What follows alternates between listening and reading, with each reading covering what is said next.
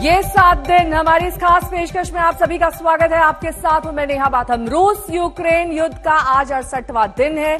Ukraine पर रूस के हमले और भी ज्यादा तेज हो रहे हैं, लेकिन वक्त के साथ साथ खार्किव और दोनेत्स्क सहित तमाम शहरों में रूसी सेना मिसाइल और बम बरसा रही। ताजा तस्वीरें पुतिन के उस प्लान की गवाही दे रही हैं जो 9 मई के लिए बनाया गया है। ये वही तारीख है जब हर साल रूस में जर्मनी की सेना के खिलाफ जीत का जश्न मनाया जाता है।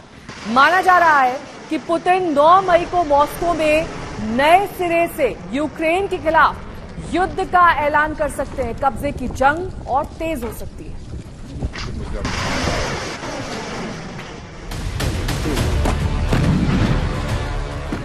9 मई को यूक्रेन की जीत का जश्न मनाना चाहते हैं पुतिन।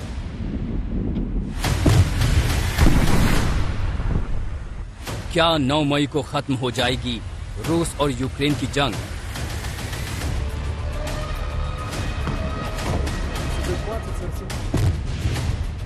या यूक्रेन में पुतिन का गुस्सा मचाएगा हाहाकार?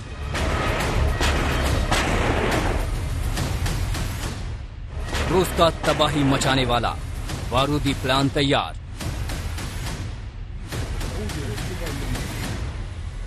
अलर्ट हुआ नेटो, अमेरिका और ब्रिटेन भी होशियार।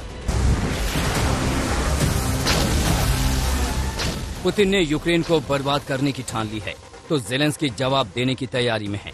पुतिन की सेना विनाशकारी हथियारों से तबाही मचा रही है। ज़ेलेंस्की के जवान भी जी जान से मुकाबला कर रहे हैं। रूस और यूक्रेन के बीच चल रहे महायुद्ध को 68 दिन बीत चुके हैं।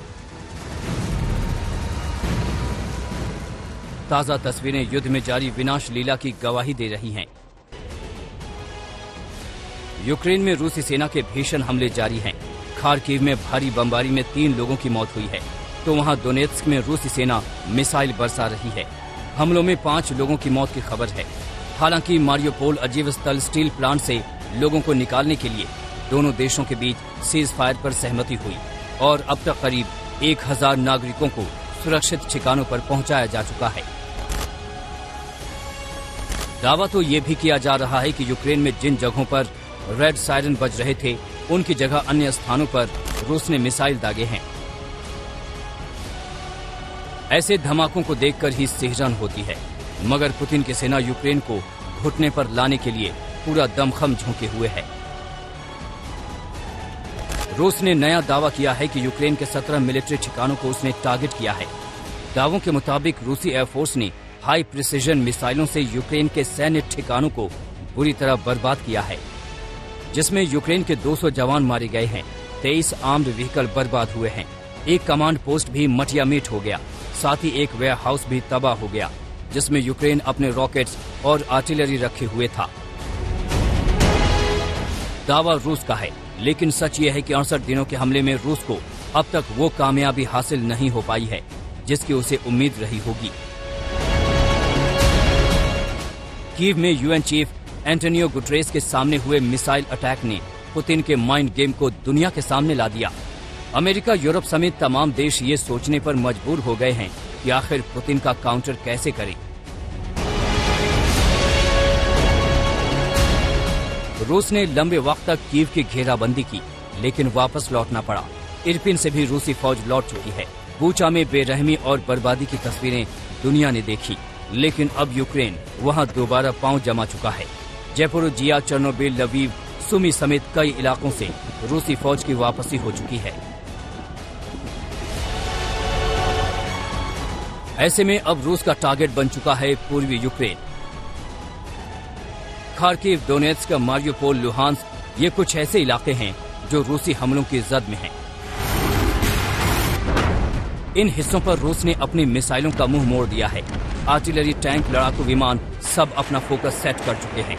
यूक्रेन का दुश्मन गोला बारूद ऐसे बरसा रहा है मानो वो तबाही मचाकर जल्द से जल्द युद्ध को खत्म करना चाहता है। दावों के बीच बूचा से आई ये नई तस्वीरें देख लीजिए। मिट्टी में दफनाई जा चुकी लाशों की दोबारा जांच पड़ताल हुई तो बेहद हैरान करने वाला खुलासा हुआ। कीव का दावा है कि रूसी फौज ने बेरहमी की इंतहा कर दी। आरोपों के मुताबिक पुतिन के जवानों ने आम लोगों को पॉइंट ब्लैंक से गोली मारी।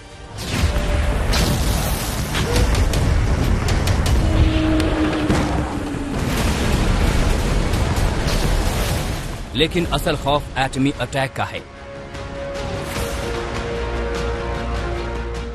रूस लगातार पश्चिमी देशों को धमका रहा है कि यूक्रेन में उनकी दखल का अंजाम बेहद बुरा होगा। आखिर रूस किस खतरनाक अंजाम की बात कर रहा है? मॉस्को से लगातार आ रही धमकी के मायने निकाले जा सकते हैं। पुतिन बता चुके हैं कि एटमी पावर से इस्तेमाल में वो कदम पीछे नहीं खींचेंगे। रूसी रक्षा मंत्री भी कुछ ऐसी ही धमकी दे चुके हैं। और तो और अमेरिका, ब्रिटेन जैसे देश भी इनकी चिंता जता चुके हैं।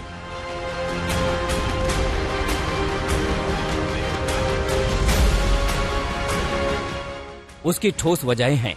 9 मई को मॉस्को में होने वाला विक्ट्री परेड करीब है। उस मौके पर अपने देश को बताने के लिए पुतिन के हाथ कोई बहुत बड़ी कामयाबी नहीं है।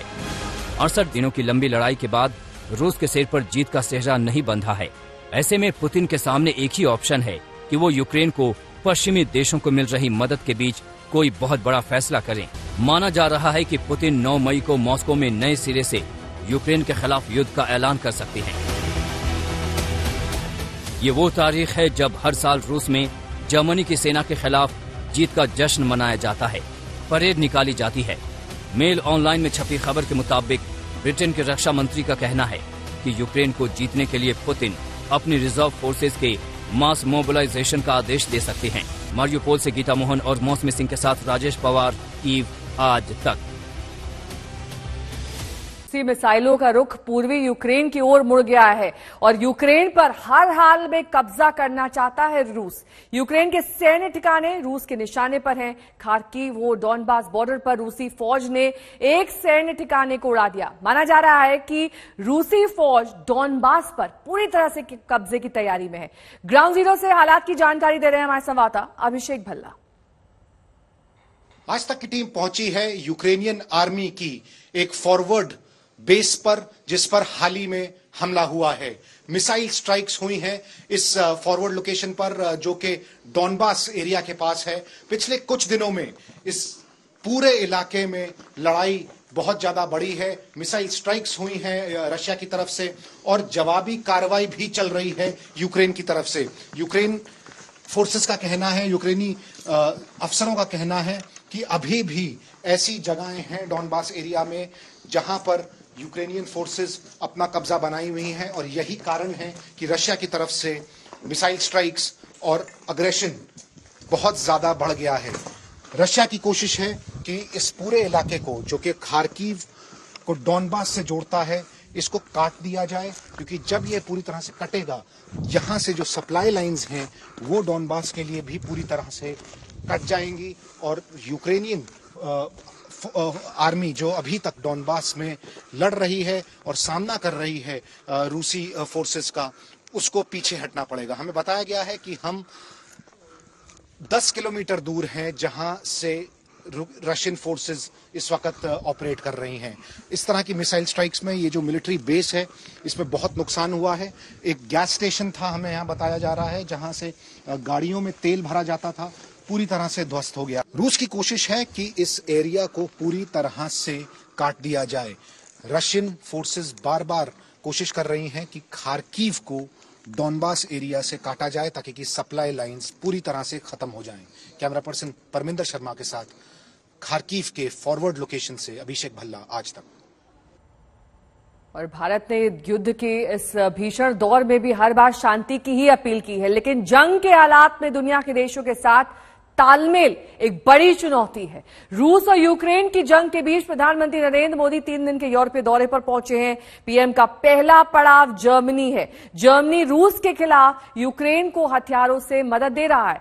जर्मनी के बाद प्रधानमंत्री नरेंद्र मोदी नाटो के देशों की ओर बढ़ रहे हैं, जिसमें डेनमार्क को पहुंचेंगे और साथ ही साथ फिर वापसी में दूसरे नाटो देश फ्रांस का भी रुख करेंगे। माना जा रहा है कि दौरा ताजा हालात में बेहद चुनौतीपूर्ण रहने वाला है।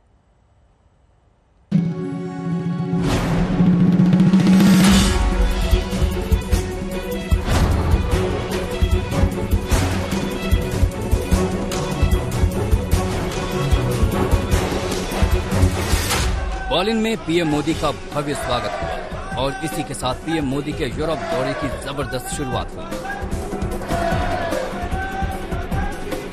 इस दौरे से पहले ही पीएम मोदी ने ट्वीट कर बता दिया था कि उनका ये दौरा चुनौतीपूर्ण रहने वाला है। दरअसल ये दौरा उस वक्त हो रहा है जब रूस यूक्रेन जंग को 2 महीने से ज्यादा हो चुके हैं और अब भी इसका अंत होता नहीं दिख रहा। ऐसे समय में जब पीएम मोदी साल 2022 के पहले विदेश दौरे पर निकले तो उनका पहला पड़ाव जर्मनी में है। जर्मनी जो नेटो देश है और रूस के खिलाफ यूक्रेन को हथियारों से मदद कर रहा है। वहीं जर्मनी के बाद पीएम मोदी नेटो देश बनने की ओर बढ़ रहे डेनमार्क जाएंगे और फिर वापसी में दूसरे नेटो देश फ्रांस में कुछ समय के लिए रुकेंगे। भारत ने इस युद्ध के दौरान न किसी का पक्ष लिया न किसी का विरोध किया। हर बार शांति की अपील की, चाहे वो यूक्रेन के राष्ट्रपति जेलेंस्की से बातचीत हो या फिर रूस के राष्ट्रपति पुतिन के साथ। 11 अप्रैल को जब अमेरिकी राष्ट्रपति जो बाइडेन और पीएम मोदी इस वर्चुअल सम्मेलन में मिले तो पीएम मोदी ने कहा कि उन्होंने तो पुतिन से भी ये कहा कि वो जेलेंस्की से सीधे बात करें। मैंने यूक्रेन और रूस दोनों के राष्ट्रपतियों से कई बार फोन पर बातचीत की। मैंने न सिर्फ शांति की अपील की बल्कि मैंने राष्ट्रपति पुतिन को यूक्रेन के राष्ट्रपति के साथ सीधी बातचीत का सुझाव भी रखा। दरअसल इससे कुछ दिनों पहले ही पीएम मोदी ने यूक्रेन के राष्ट्रपति वोलोदिमीर जेलेंस्की से फोन पर बात की थी। इसके बाद उन्होंने राष्ट्रपति पुतिन से बात की। जेलेंस्की से पीएम मोदी की फोन पर करीब 35 मिनट बात चली। वहीं पुतिन के साथ पीएम मोदी की फोन पर बातचीत 50 मिनट तक हुई। यूक्रेन ने कहा था मोदी अगर पुतिन से बात करें तो युद्ध बंद हो सकता है। इसके बाद से ही पीएम मोदी ने हर मंच पर शांति की अपील की। यही नहीं, भारत ने किसी भी एक पक्ष के साथ जाने के हर दबाव को दरकिनार कर दिया। याद कीजिए, जब अमेरिका के डिप्टी एनएसए दलीप सिंह और रूस के विदेश मंत्री सर्गेई लावरोव भारत में थे, तब ब्रिटेन की विदेश मंत्री लिज ट्रस भी भारत आई हुई थी। अमेरिका और ब्रिटेन चाहते थे कि भारत रूस की आलोचना करे, मगर भारत दबाव में नहीं आया। अमेरिका को ये कहना पड़ा कि रूस के साथ भारत के पारंपरिक संबंध हैं और अमेरिका उनमें बदलाव लाने की बात नहीं कह रहा है। वजह साफ है, एशिया प्रशांत क्षेत्र में भारत क्वाड का बेहद अहम पार्टनर है। चीन के विस्तारवाद को चुनौती देने के लिए अमेरिका को भारत की जरूरत है। अगले ही महीने क्वाड शिखर सम्मेलन में पीएम मोदी और अमेरिकी राष्ट्रपति जो बाइडेन की मुलाकात होगी। यही भारत की ताकत है कि दुनिया का कोई भी देश उस पर अपनी बात थोप नहीं सकता, क्योंकि भारत का साथ सभी चाहते हैं। भारत ने बार बार कही है कि हम क्यों इस मामले में हस्तक्षेप करें, क्योंकि हमारा इससे संबंध नहीं है। हमारी एशिया में ही अन्य समस्याएं हैं और जब वो समस्याएं सामने आई थी तो यूरोप ने हमारा साथ नहीं दिया था। अब यूरोप ये कह रहा है कि अब तुम हमारा साथ दो तो हम आगे तुम्हारा साथ देंगे। मेरे ख्याल से भारत इस बात को नहीं मानेगा और अपनी नीति का परिवर्तन नहीं करेगा। यदि अगर समझौते की बात आती है तो हो सकता है कि ये देश भारत के ऊपर विश्वास करें, मोदी जी के ऊपर विश्वास करें कि कुछ समझौता इनके माध्यम से हो सकता है। रूस यूक्रेन जंग के बीच न्यूट्रल रहकर भी भारत ने अपने जिस कद का एहसास दुनिया को कराया है, वो पीएम मोदी के मौजूदा दौरे से और बड़ा हो सकता है। दिल्ली में जितेंद्र बहादुर सिंह और बर्लिन में अंजना ओम कश्यप के साथ आज तक ब्यूरो।